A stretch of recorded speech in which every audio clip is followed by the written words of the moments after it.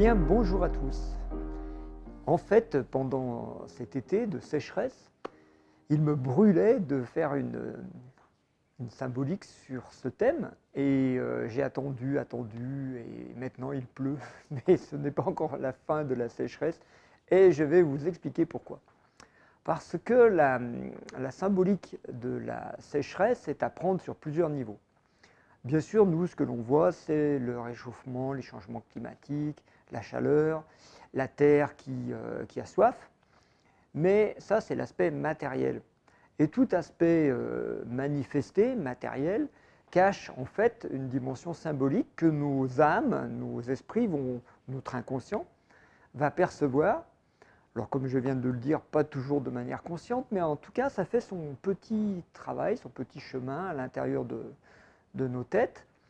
Et sachant que le corps, l'humain a trois niveaux d'expression, l'expression physique, l'expression émotionnelle et l'expression intellectuelle, eh bien, on peut tout à fait décliner la symbolique de la sécheresse et se poser la question si cette manifestation matérielle ne serait pas aussi le miroir d'une autre manifestation sur d'autres plans.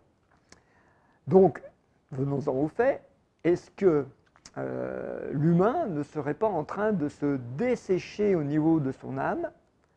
Et est-ce que son mental ne deviendrait pas aride comme un désert? Eh bien là, ça devient bingo, on dirait qu'on est sur une piste, parce que effectivement, depuis de nombreuses années, on ne parle plus de l'âme, on ne parle plus des sentiments humains, il n'y a que le calcul mental et économique et financier qui prime.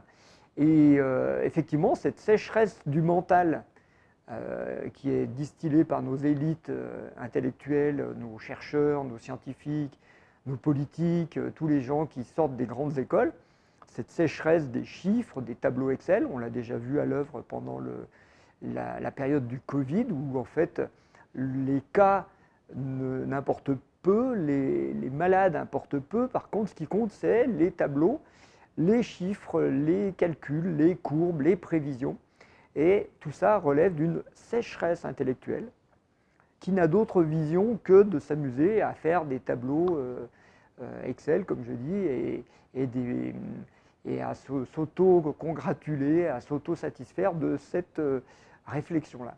Et ça cache effectivement derrière un oubli complet de l'âme, des sentiments humains, et cette sécheresse d'âme, on la retrouve là aussi, qui s'exprime à tous les niveaux, mais pas toujours de manière facile à repérer, parce qu'elle se camoufle sous ce qu'on appelle des bons sentiments.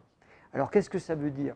Ça veut dire qu'apparemment j'ai des bons sentiments, mais qu'en fait mes intentions ne sont pas en accord avec ces bons sentiments, et que même ces bons sentiments sont quelquefois difficiles à vérifier, tant ils sont, comme on dit, l'objet de communication, de techniques de manipulation des gens et des consommateurs et de la population, et qu'en fait on en arrive à ne plus rien croire de ce que l'on nous dit, parce que tout est camouflé et que les intentions qui sont derrière sont bien loin de ce que l'on affiche devant. Mais tout ça relève de la même symbolique de la sécheresse.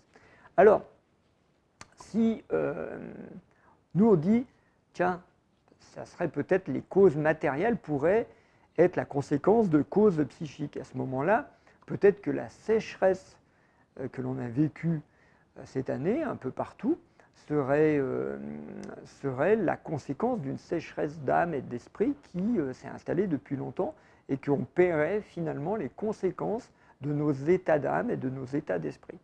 C'est une hypothèse comme une autre et pas plus bête qu'une autre.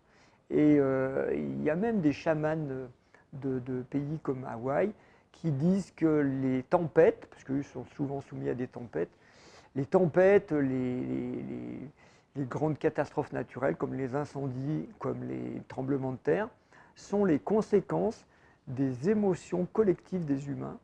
Et comme exemple frappant, on a eu la grande tempête de 1999 qui arrivait à la fin de l'année, une semaine avant l'an 2000, où on avait annoncé à grand renfort de communication la fin du monde et où les gens ont vu se matérialiser une peur, notamment en France, par cette tempête qui a tout ravagé.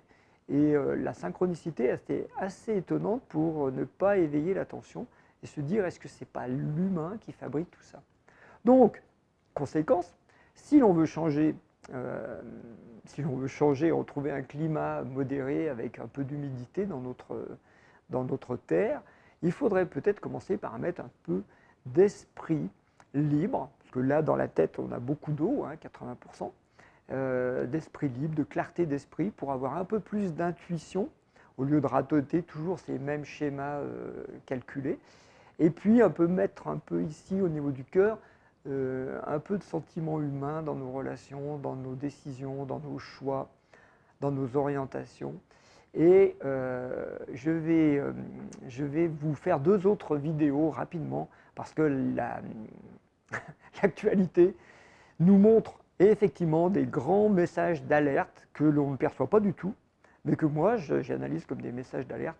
Et donc je vous invite à être très vigilant sur déjà vos états d'âme et vos états d'esprit en attendant de regarder avec vigilance l'actualité et ses symboles et les significations de ce qui se prépare tout simplement. Voilà, je vous dis à bientôt et puis plein de bonheur parce que ça, il n'y a que ça de vrai. Et puis là, il n'y aura pas de sécheresse. Allez, à bientôt.